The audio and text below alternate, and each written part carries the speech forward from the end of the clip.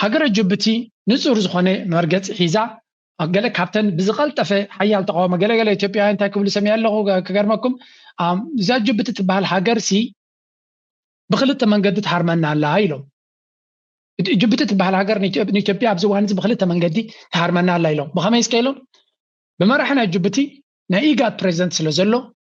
ብኢጋድ ገይሩ ክሃርመና ጀሚሩ ኣሎ ካልኣይ ድማ ሚኒስትር ጉዳያት ወፃኢና ጅብቲ ዝነበረ حجي منستري حجي سكرتاري جنرال نا افريكان يونيون سلو زله دما نا افريكان يونيون دما ويبنايز غيرو نربحنا جبتي اقدمون ኢትዮጵያ بخلت መንገዲ ጅብቲ ክትሐሰና ንረለና ክብሉ ተሰሚያ ማለት ስለዚህ እዚ ጉዳይ እዚ ምናልባት ከምቲ ንሳቶም ዝብልዎ ዝነበሩ ዘይኮነ ካብቲ ንሳቶም ዝደልይዎ ወፃኢ ኸይድ ከም ዘሎ ዘርኢ ምልክት ንረለና and at the end of the day ኤርትራ ኣብዚ ጉዳይ እዚ ولا قا إسرائيل قوم يتمسوا يتخيدوا نابز تمسوا انتدي بلد بسقطها جن زل على ربحة تركب زل هاجر كوينا وتي على لابسي بسقطها بزوح نجر نابتن كي زللت بسقطها زل على ربحة زل خبت هاجر كوينا توتي على سلمتاي انتهينا دما إيرترانيش ستيتمنت أوتيا زيج برزلو نزوبانا رجعتن سلامن خليو كاينا دما تحلفاي مثلا بمبعد تاكتيكال زخونه كمزي استراتيجيك زخونه ملسيبا جن كابت طماتنتن حدغان وصي الله ابغون سوماليا كم زلا دما بزحات سوماليان يزبلو زلوي جبتكم ስለዚህ بسنك زحج تفطير زلون ኤርትራ ሞር ፓርትነርስ መሻርክት አሳችን በራሳችን ማስተዳደር ካልሆነና በኤርትራ ጥሩ መንግስት ከመጣ ደግሞ እስከ መገንጠል የራስን እድል በራስ የመወሰን እስከ መገንጠል የሚለውን በኤርትራ ህገ መንግስት ላይ ተቀምጦ ይሄ አንድ ነገር ሊሆን ይችላል ካልሆነ ግን መገንጠል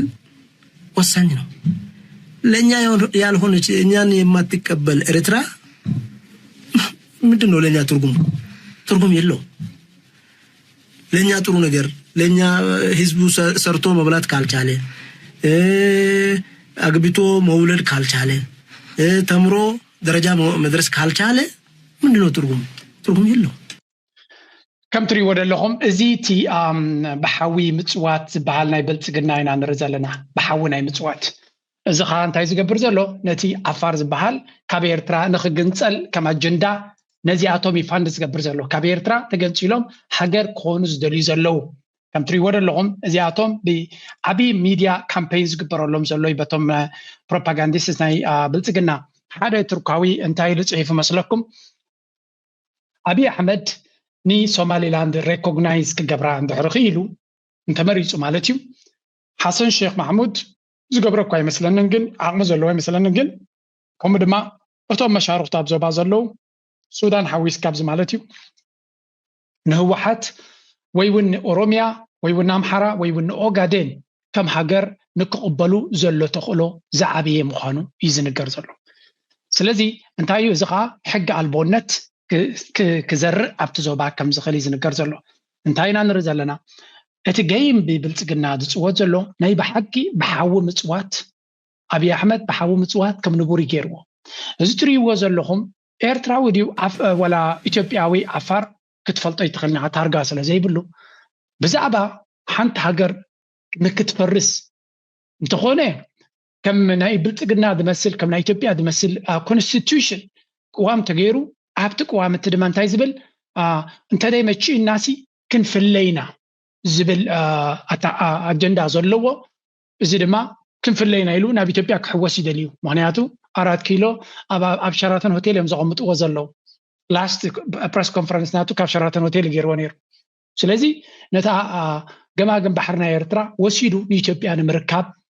ክሕፍር ከይበለድ ዛረብ ዘሎ ትብርቲ ብረታው ቃልሲ ኣቆይሞሞ ዘለው ድማ እዚኣ ታ አጀንዳ ናቶም ነዚ ዝገብር ንዘሎ አብይ አሕመድ ኩሉ ዓይነት ፋንዲ ዝገብር ዘሎ ብግምጣሉ ኤርትራ ንፋኖ ይሕግዛለ ይብሉ ዝኾነ ጭብጥ ዘየለ ኤርትራ ንህወሓት ይሕግዛለ ድማ ይብሉ ስለዚ ኤርትራ ኢቭን እቲ ገይም ናታ ክትሕግዝ ዲያ ብትትታው ክትገብር ዲያ እንድሕር ኮይኑውን ኤፍሪ ራይት ኣሎ ኩሉ ዓይነት መሰል ዘለዋ ስለምንታይ ሃገር ከፍርስ ደል ዘሎ ናጽነት ክውጅ ደል ዘሎ ካብ ሃገር ክግንጸል ደል ዘሎ ኣካል እዩ ፋንድ ዝገብር ዘሎ ብልጽግና ካብቲ ናይ ሕብረት ኣፍሪካ ኦፊስ ሕደት ኪሎሜትራት ርሒቑ ኣብ ሆቴል ኣቐሚጥዎ ካብ ኤርትራ ክንግንጸል ደለና ብምባል ሕብረት ኣፍሪካ ድማ ከይሓፈረ ናይዚ ጥቕስታት ወሲዱ ንኤርትራ ክኸስስ ተራእዩ ብግልፂ ኣብ ትግራይ ይኹን ኣብ ኣምሓራ ኣብ ሶማልያ ኣብ ኦሮምያ ብረት ኣልዒሎም ዝዋግኡን ኣሻሓት መንእሰያት ኣብ ጎኖም ተሰሊፎም ንዘለዉ ግን ንመሰሎምን ንኻልኦምን ከም ሃገር ክኾኑ ኣፍልጦ ዘይኮነስ ድራማ ናይ ሰላም ንኽስራሕ ዝተሓባበር ዘሎ ሕብረት ኣፍሪካ እዩ ስለዚ ንሕና ዘለና ብድሆ ንዓና ኣጋጢምና ዘሎ ብድሆ ወይ እውን እዚ ኣብ 4 ኪሎ ዘሎ ስርዓት ፈኒዎ ዘሎ ዕንደራ ንኤርትራ ቀሊል ከም ዘይኮነ ንምግንዛብ ዝኣክል እዩ ጌታቸው ረዳ እውን ነዚ ዘረባ እዚ ከብል ኢሉ ዝተጠቀመላ ጌም ረዩ ብዚ ጓደኞች ይነግራቸዋል አንድነት ኃይል ማለት መሰባሰብ ኃይል ይባላል ዘሐበራ ማለት የተባበሩ ጣቶች ቀርከሃ ይሰብራሉ ምናምን ይባላል በትክክል ይደርብ ያበር አንበሳ እንደው አንድ አደባባይ ይቻላል እዚ መካኒሳ አካል እንደዛ በአራት ቋንቋዎች ነው የተጻፈው አንድን መሰባሰብ ጉልበት የሚሆነው መሰረታዊ በሆነ ጉዳዮች ላይ ፈንዳሜንታል የሚባሉት ጉዳዮች ላይ ስትግባባ ነው ለምሳሌ ከሰል አይተኮነ በጣም ሲጠጋጋ ቶሎ ነው ወደ አመድነት የሚቀየረው ቢኮዝ ሁሉም ራሱ ለሳት ይዘው የሚቀየረው ሶ አንድ ስለሆነ ከሰል ጥንካሬ አይፈጥርም ወደ አመድነት የሚቀየረው ይሄም እንደዛ ማለት ነው ሻቢያ ቲፒኤልኤፍ ፋኖ በምን ስሌት ነው አንድ የምትሆነው ኤግዛክትሊ የሚያግባባህ ነገር በቃ ቢንቀጣ ነው ችግር የለውም ከዛ በኋላ ይታያል ነው ይሁን እኔ አሁን በሚያባንን ነገር ማለት ነው እንደማይሳካካለው ግን እሱ አይደለም የሚያባንን በዚህ ኢሉዥን ምክንያት ትንሽም ቢሆን ጥይት ከተኮሰ በዚህ ሬክለስነት ምክንያት ተጨማሪ ዋጋ የሚከፍል ወጣት ያለኝ ነው እንታይ ዝብል ዘሎ እዚ ኣብ ሎንዶን ከይዱ በአልጀዚራ ዝተዋረደ ንኣብ ድማ ንኣብን ብልፅግና ቀንዲ ንኣብ ዘዋረደ ብኡ ድማ ብልፅግና ክሳብ ሕጂ ቅረታ ዘይበሉሉ ንኣብ ንምሕጓስ ድማ ከምዛ ትሪእዎ ዘለኹም ኩሉ ዓይነት ዘረባ ንኽፍኑ ስቕፍ ዘይብል መራሒ እዩ እንታይ ዝብል ዘሎ ሻዕብያ ምስ ፋኖ ምስ ውሓት ተደሚሮም ሲ ልክዕ ከምዚ ፈሓም ተኣኪብካዮ መሊስ ናብ ሓማኹሽን ክኸይድ ዝቀላጠፍ እምበር ካልእ ትርጉም ዘይብሉ ሓደ ሕብረት ሓይሊ ምዃኑ ይፈልጥ እዩ መይብ ኣብ ሕብረት ሓቢሩ ተኣምር ዝገበረ ነገር ስለ ዘይረኣየ ከም በዓል ንስኻ እንድሕር ኮይኖም እቶም ብሓደ ዝሓብሩ ዘለዉ ኣትማን ስለ ዝኾኑ ንሓትሕቶም እዮም ዝባልዑ መጀመርያ እምበር ሓቀኛ ሕብረት ንፀላኢኻ ሓደጋ እዩ እንታይ ዳ ንጎ ምሸትን ፅምዶ ትብሉ ትውዕሉ ኣለኹም ዋላ እውን ዝኾነ ናይ ወታደራዊ ፅምዶ ከይረኣኹም ከሎ እጂ እንታይ ዝብል ዘሎ ንሻዕብያ ምስ ፋኖ ምስ ካልኦት እንታይ ዕላማ ኣለዎ ኩላቶም ተሰይም ዕላማ ኣለዎ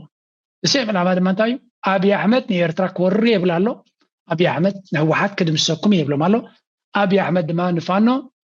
ክድምሰኩም ዘይኮነስ ብተግባር ይዋጎም ኣሎ ንህወሓት እውን ብተግባር ይዋጎም ኣሎ ንኤርትራ ግን ብቓል ጥራይ ስለዚ እዞም ሰባት እዚኣቶም ካብ ቴዎሪ ተበጊሶም ኣይኮኑን ሓድነት ክገብሩ ዝደልዩ ዘለዎም ምስ ኤርትራ እውን እንተኾነ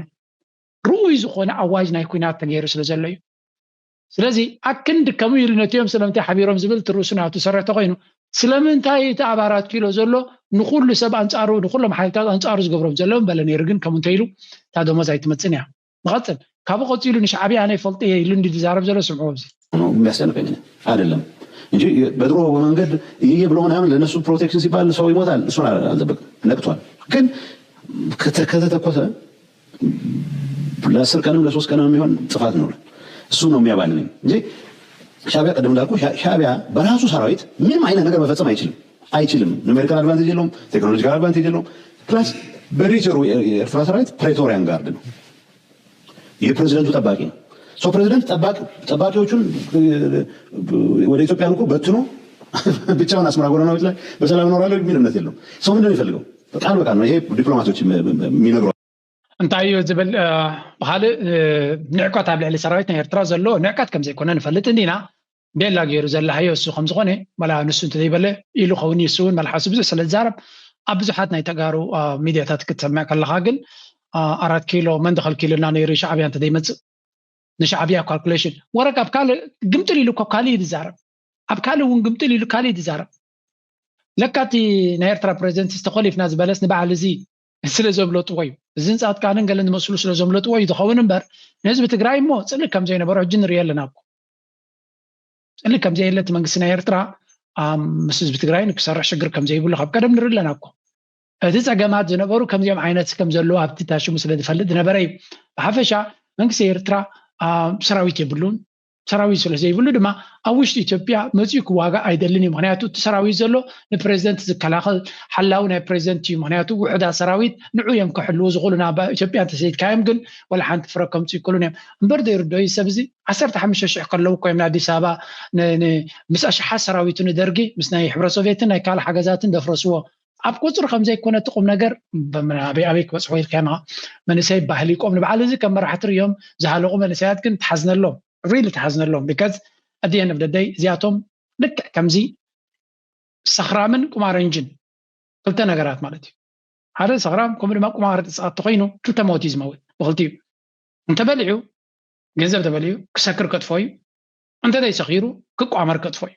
so pretty much ብኩሉ መንገዲ ምውዳቑ ይተርፎን እዩ ከምኡ ባህርያት ኢና ንርኢ ዘለና ኣብዚ ድማ ስለዚ anyway ንሰብ ዝብልዎ مسموع أقداسي أنا أتوزي I'm pretty sure نايز interview كم أبي أحمد نلعلي درع كم أبي أحمد نلعلي قالت زفلت زربها زفلت propaganda زفلت كتاجر الداي I mean one to one أبي أحمد نزنت ودادي الكلام I don't know man زي intelligence له كاب أبي أحمد أصبي غيحش كل هيك حس غلو ونزل مني نايز زربها زي interview سبير يايو نه أبي أحمد كوزر يوني يلا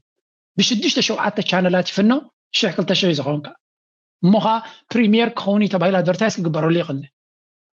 تاين مالتيو دزربا كلت كون اول وجن ابي جيتاچور دادما ابزو على زي حدر سب مخانو دما نر لنا غرم مزساتم دلو تبلو اتكونتات نعاتات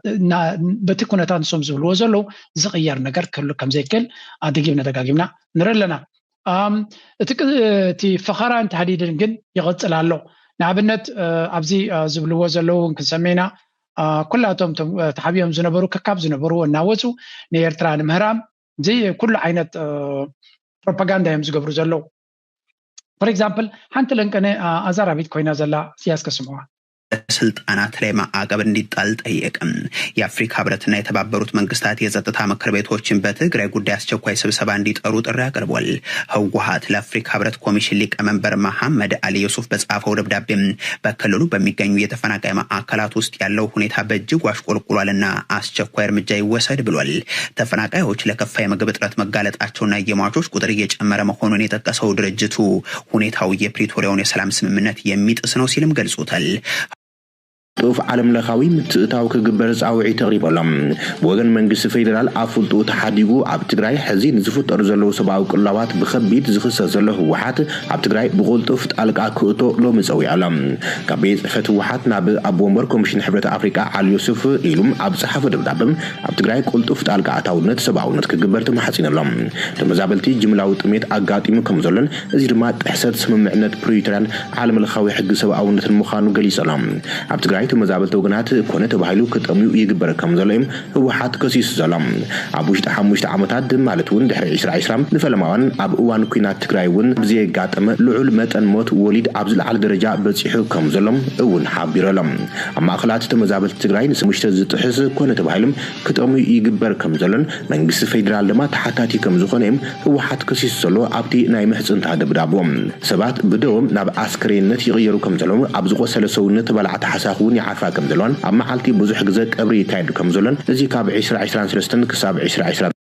كم تري ورا لهم هو حتى جاين تكونتات أبي أحمد نتي أبتقرأ تفتير زلوا عتبان سجرن أبي صعب أبي سو بأجندة تناي بحرن كالين كتكو يدلله هو حد ما ني أبي أحمد باست مقبار ويون مقصاصن مقلاسن كما حدا أبي أجندة